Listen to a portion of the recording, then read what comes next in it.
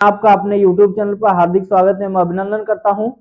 हम लोग आज बात करने वाले हैं यहाँ पे आरआरबी ग्रामीण बैंक भर्ती 2025, जो कि इसका बेसब्री से लोग इंतजार करते हैं और इसमें बहुत गजब की पोस्ट होती है भैया। इसमें अगर हम बात करते हैं तो कोई भी इसमें अगर बात करेंगे तो इंग्लिश की बात करते हैं तो कोई भी इसमें इंग्लिश नहीं पूछी जाती है। ऐसा कि बहुत सारे लोग कहते हैं बैंक पीओ वगैरह में इंग्लिश पूछा जाता है, इसमें कोई इंग्लिश नहीं पूछी जाती है और इसमें कोई इंटरव्यू भी नहीं होता है। एक सामान्य से यहाँ पे प्री मेंस का पेपर होता है। तो ये चीजें यहाँ पे ध्यान से समझिएगा भाई, क्या क्या चीजें इसमें जरूरी हैं और कौन कौन से लोग इसमें एलिजिबल होते हैं, कौन कौन से लोग फॉर्म भर सकते हैं, ये फॉर्म कब आएगा। ये इस फॉर्म की यहाँ पर एक खास बात यह है कि जून में फॉर्म निकलता है, हर साल फॉर्म निकलता है और उधर जाकर के नए साल पे क्लियर हो जाती है भर्ती। तो भैया इस बात को याद रखेगा कि यहाँ पर हम लोग बात करने वाले हैं आरआरबी ग्रामीण बैंक 2025 इंपॉर्टेंट डेट की बात करेंगे। हम लोग कुछ बात करने वाले यहाँ से भैया,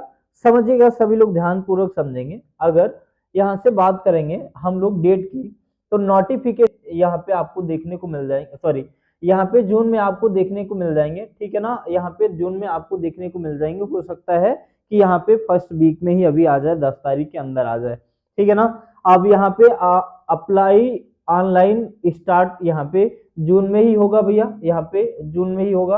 उसके बाद यहाँ से लास्ट डेट पे फीस करने की लास्ट डेट क्या होगी, यहाँ से सब सारी चीजें उसमें बता दी जाएंगी। यहाँ पे प्री एग्जाम ट्रेनिंग की बात करेंगे तो ये दिया हुआ है कि अगस्त में हम एग्जाम करवा लेंगे, ठीक है ना। एडमिट कार्ड उससे 5 दिन 10 दिन पहले जारी किया जाएगा। अब यहाँ पे IBPS RRB prelim exam date की बात करूंगा। इसमें अगर पोस्ट की बात करते हैं भैया, क्लर्क जो होगा उसका 30 अगस्त का एग्जाम होगा और यहाँ पे 6-7 सितंबर के पीओ वगैरह के एग्जाम यहाँ से देखने को आपको मिलेंगे। यहाँ पे 27 जुलाई हो गया, यहाँ पे 2 और 3 अगस्त को आपको देखने को मिलेगा। ऑफिसर स्केल 2 और 3 का एग्जाम आपको यहाँ से देखने को मिलेगा अगस्त 2025 में। तो ये सारी चीजों की बात हम करेंगे, हालांकि ये फॉर्म जल्द ही आ जाएंगे, ठीक है ना। इस भर्ती की बात करते हैं भैया, यहाँ से IBPS RRB mains exam date जो है, मेंस एग्जाम डेट भी यहाँ पे दे रखा है इसने, ठीक है ना। सारी चीजें इसमें क्लियर करके दिया हुआ है कि हम कब अपना एग्जाम कराएंगे। क्लर्क की बात करेंगे तो भैया क्लर्क यहाँ पे क्लर्क का एग्जाम 9 नवंबर का हो जाएगा और पीओ का हो जाएगा 13 सितंबर को हो जाएगा इसका एग्जाम, ठीक है ना। ये मेंस का होगा भैया, ठीक है ना, ये मेंस का एग्जाम है और उधर प्री वाला एग्जाम दिया हुआ था। सारा डेट यहाँ से आपको निर्धारित करके दिया है कि हम कब प्री एग्जाम कराएंगे, कब मेंस कराएंगे, क्या क्या चीजें होनी चाहिए आपके पास। भैया देखिए, अगर योग्यता की मैं बात करता हूं तो आपको ग्रेजुएट होना है, यहाँ से बात करेंगे योग्यता की, ठीक है ना। एलिजिबिलिटी की बात करेंगे भैया, योग्यता की बात करेंगे तो कितनी योग्यता होनी चाहिए, ग्रेजुएशन होना चाहिए, ठीक है ना, ग्रेजुएशन होना चाहिए, ठीक है, ग्रेजुएट होना चाहिए भाई, ठीक है ना। यहाँ से बात करेंगे ग्रेजुएशन की, यहाँ से ग्रेजुएशन कंप्लीट होना चाहिए, ठीक है ना, ग्रेजुएट रहेंगे, ठीक है। तो यहाँ से इस फॉर्म को फिलअप कर पाएंगे और न्यूनतम आयु की बात करें तो 18 साल हो जाएगा, ठीक है ना, 18 ईयर हो जाएगा। और यहाँ से अधिकतम की बात करेंगे भैया तो 25 और छूट के साथ भी आपको यहाँ पे देखने को मिल जाएगा।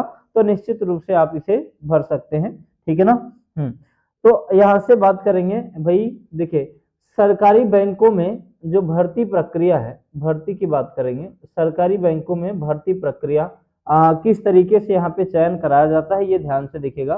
सरकारी बैंकों में भर्ती निम्नलिखित परीक्षाओं के माध्यम से कराई जाती है। अब यहाँ पे परीक्षाएं कैसे कैसे होंगी, ये सारी चीजें हम लोग यहाँ से जानने वाले हैं।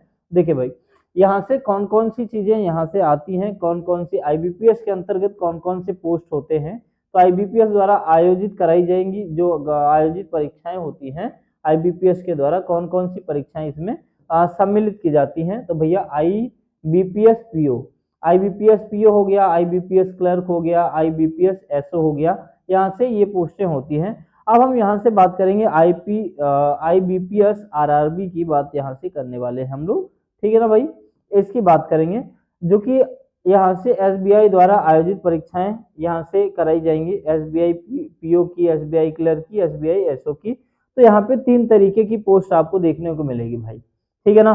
भर्ती प्रक्रिया के चरण की बात करेंगे तो यह आरआरबी पोस्ट की बात करूंगा मैं, तो पदों के प्रकार, इसमें चरण कितने चरण होंगे भैया? 2 चरण होंगे। प्रीलिम्स और मेंस का एग्जाम यहाँ पे आपको देखने को मिलेगा।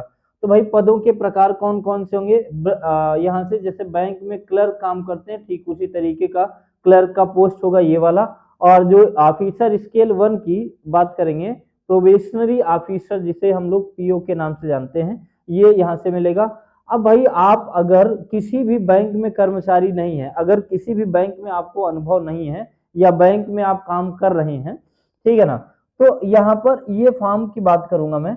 तो यहाँ पर अगर आपको कोई भी अनुभव नहीं है तो ये फॉर्म आपको भरना पड़ेगा। अगर आप बैंक में एम्प्लॉय हैं, बैंक का अनुभव है, अगर अनुभव के साथ हैं, तो आप स्केल 2 और स्केल 3 का फॉर्म आप भर सकते हैं, ठीक है ना। यहाँ पे जो फ्रेशर लोग होंगे, अर्थात कहने का मतलब जिन्हें बैंक में कार्य करने का कोई अनुभव नहीं है, उनके लिए ये 2 और 3 नंबर का 2 और तीसरी कैटेगरी का फॉर्म आप भर पाएंगे भाई। ये चौथी और पांचवी कैटेगरी का फॉर्म आप लोग नहीं भर सकते हैं। वो जिनको एक्सपीरियंस होगा बैंक में काम करने का, वो उनके लिए फॉर्म ये भरा जाएगा, स्केल 2 और स्केल 3। यहाँ पे दिया हुआ है अनुभवी उम्मीदवारों के लिए और वरिष्ठ स्तर पर अनुभव रखने वाले अधिकारियों के लिए, ठीक है ना। यहाँ से भैया हो जाएगा अधिकारियों के लिए हो जाएगा, ठीक है ना। इस बात को समझिएगा। अब देखिए ध्यान से, चयन प्रक्रिया के चरण क्या होंगे, ठीक है ना। ऑफिसर असिस्टेंट क्लर्क की बात करेंगे तो यहाँ पे एक तो मुख्य परीक्षा होगी भाई, प्रारंभिक परीक्षा होगी, प्रीलिम्स एग्जाम होगा, फिर मेंस एग्जाम होगा। यहाँ पे मुख्य परीक्षा, भैया इंटरव्यू से डरना नहीं है, कोई भी इसमें इंटरव्यू नहीं होगा। चयन प्रक्रिया किसके आधार पर होती है भाई? इसमें मेरिट के आधार पर होती है। इसके चयन प्रक्रिया की बात करूंगा मैं भैया, तो किसके आधार पर होती है? मेरिट के आधार पर।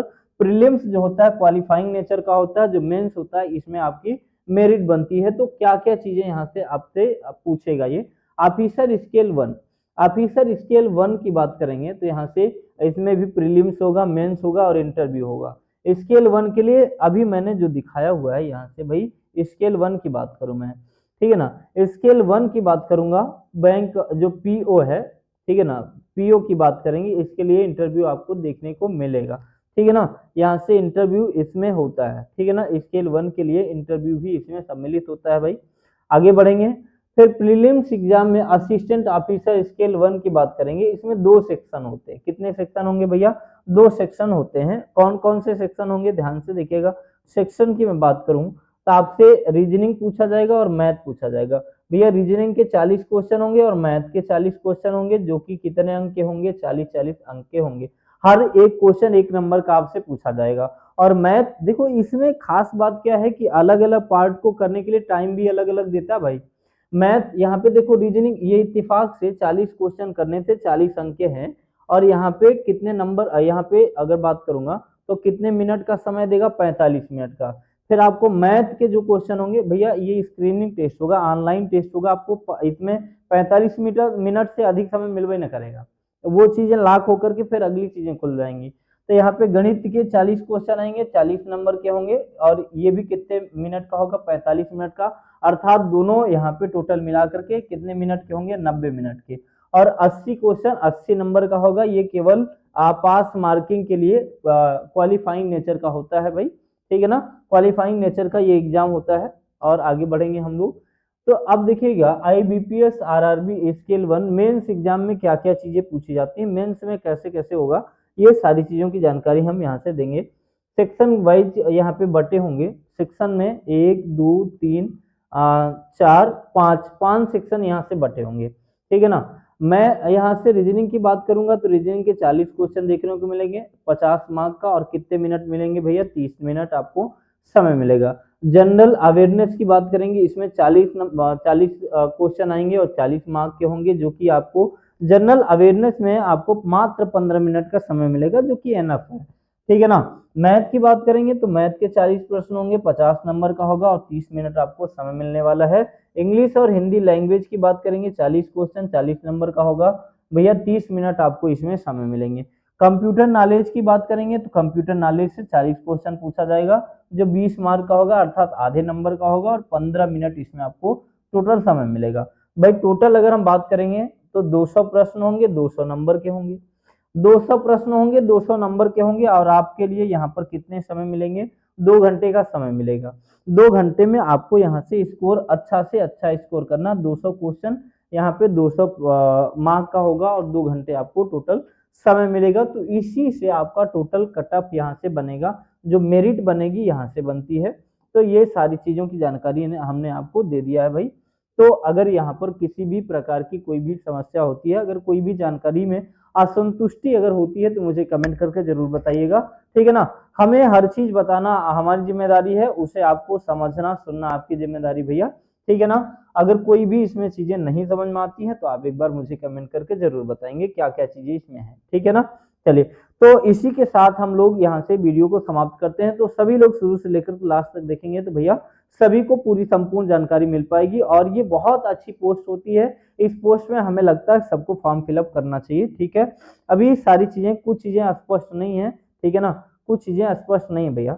जैसे कि ये अभी तक जून में ही फॉर्म आना है, इसका फॉर्म 10 के बीच में आ जाएगा। तो कब इसका फॉर्म आता है ये थोड़ा से समस्या का विषय है, लेकिन ये फिक्स है, आना ही आना है, ये 10 दिन के अंदर आ जाएगा। और यहाँ पे जब भी अगला साल अगला सत्र स्टार्ट होगा, और सत्र स्टार्ट होने से पहले ये भर्ती प्रक्रिया पूरी हो जाएगी। हर साल यही का नियम है इसका, ठीक है ना। चलिए, तो बहुत बहुत धन्यवाद सबका। तो हमारे चैनल को लाइक सब्सक्राइब शेयर जरूर कर सकते हैं, कोई यहाँ पे जबरदस्ती की बात